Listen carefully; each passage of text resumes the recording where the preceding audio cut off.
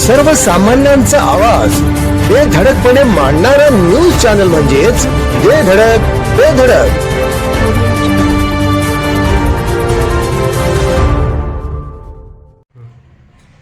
नमस्कार. बेधडक न्यूज मध्ये आपल्या सर्वांचं स्वागत आहे. पाहूया आजची धडक देणारी बेधडक बातमी फक्त आपल्यासाठी. पश्चिम महाराष्ट्रातील पहिला लक्षचंडी याग जयसिंगपुरात होणार. 19 ते 22 फेब्रुवारीपर्यंत स्वामी समर्थ दरबारात धार्मिक विधी संपन्न होणार. जयसिंगपूर शहरातील स्वामी समर्थ दरबार या ठिकाणी पश्चिम महाराष्ट्रात पहिल्यांदाच लक्षचंडी याग संपन्न होत आहे. चंडी उपासना ही सर्वात मोठी, अतिशीघ्र आणि फलदायी अशी उपासना आहे. आपल्या कुलदेवीची उपासना करणे म्हणजे चंडी याग होय.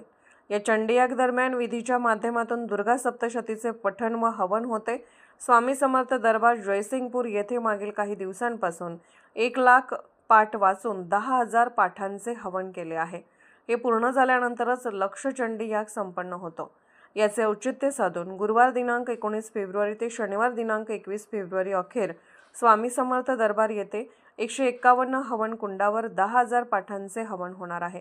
जनकल्याणासाठी या लक्षचंडी यागाचे आयोजन केले असून यामध्ये पश्चिम महाराष्ट्रातील हजारो भक्त सहभागी होऊन पुण्य संपादन करणार आहेत. संत महंतांच्या सहवासात संपन्न होणाऱ्या या सोहळ्यासाठी भाविक भक्तांनी मोठ्या संख्येने उपस्थित राहावे असे आवाहन स्वामी समर्थ दरबाराचे प्रमुख गोवर्धन दबडे व जयसिंगपूर नगर परिषदेचे नगराध्यक्ष संजय पाटील यड्रावकर यांनी केले आहे.